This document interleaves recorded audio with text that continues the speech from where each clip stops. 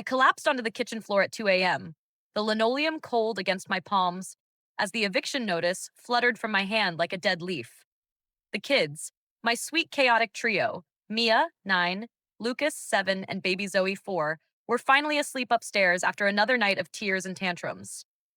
I just finished my second shift at the diner, feet throbbing, uniform reeking of grease, only to find this red stamped ultimatum shoved under the door. Rent 3 months late. How? I'd scraped every penny, skipped meals so they could have lunch money, pawned my wedding ring last week. Confusion clawed at me. Where had the support checks gone? Fear twisted deeper. If we lost this cramped apartment, where would we go? A shelter? My sister's couch again? Guilt crashed in waves. They deserved better than this endless scramble, better than a mom who cried in the shower so they wouldn't hear. Heartbreak? It was my constant shadow, the ache of raising them alone after Ryan walked out 2 years ago, leaving me to piece together a life from the wreckage he made. It wasn't supposed to be like this. Ryan and I met in high school, that whirlwind romance everyone envied. We married at 20. Mia came along a year later, Lucas soon after, Zoe a surprise blessing when we were barely stable. He worked construction. I stayed home with the kids, dreaming of the white picket fence. But cracks appeared early. His late nights at the bar with the guys, the way he'd snap over small things like dinner not being hot enough. I'd brush it off, tell myself it was stress from providing. Motherhood consumed me. Diapers, doctor visits, endless loads of laundry. I sacrificed my art degree dreams, putting everything into our family.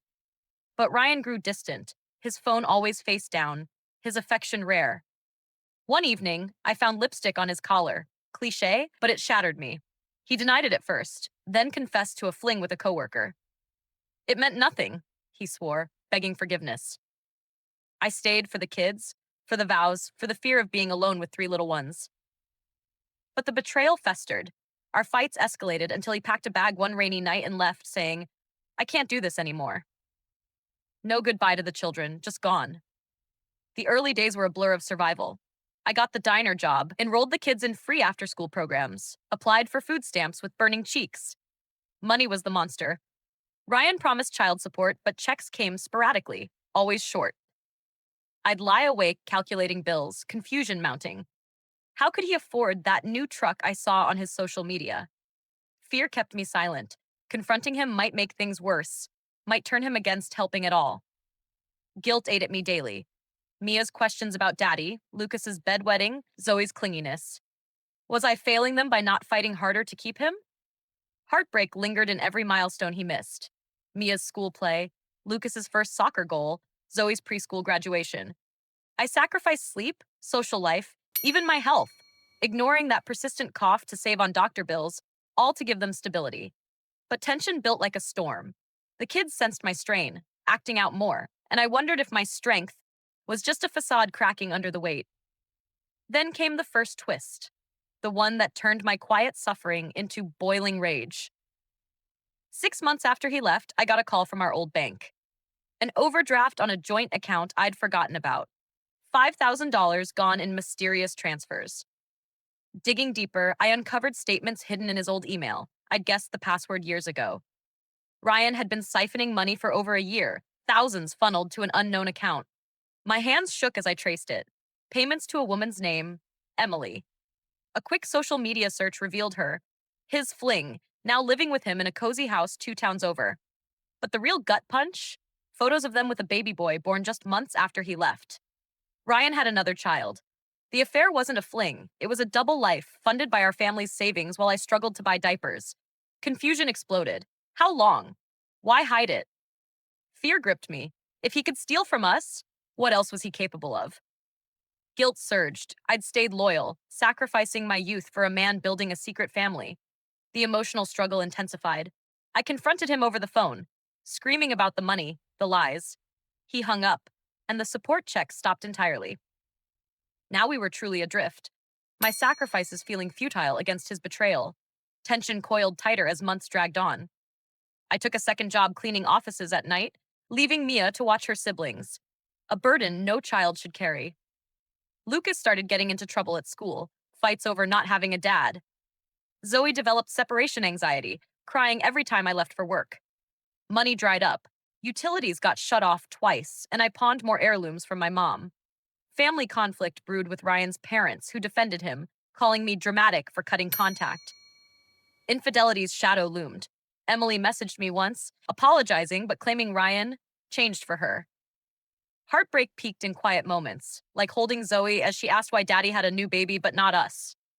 I sacrificed my pride, begging charities for help, but fear whispered we'd end up homeless.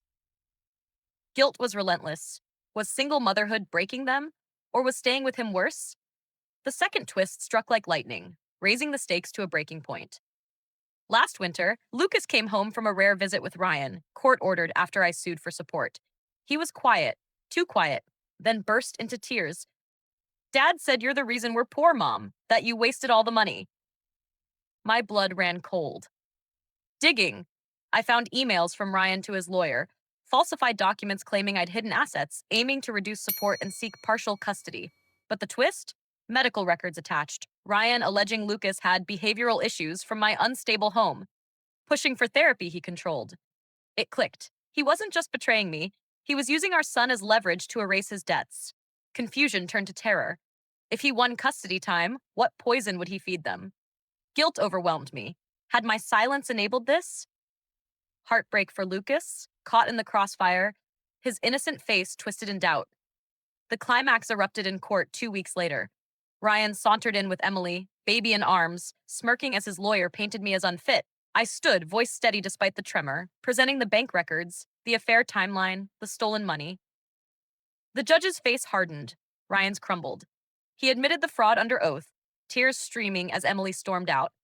Custody stayed with me, back support ordered, but the victory felt hollow. My children witnessed their father's fall, Lucas sobbing in the hallway. Why does dad hate us?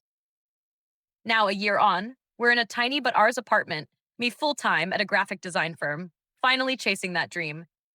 The kids are healing. Therapy helps, Mia's art shines, Lucas laughs again, Zoe sleeps through nights. But in quiet reflections, like watching them play in the park, the scars surface. Heartbreak for the family we lost, guilt for the years of sacrifice that nearly broke us, confusion over how love soured so completely, fear of trusting again. Motherhood is my anchor, unending in its demands and joys, but the emotional struggle lingers. Was it all worth it? If you were me, pouring every sacrifice into single motherhood amid betrayal and heartbreak, what would you do? Would you forgive Ryan for the kids' sake, fight harder in court for more, or cut all ties and rebuild without looking back? Please, share your thoughts. I need advice to keep going.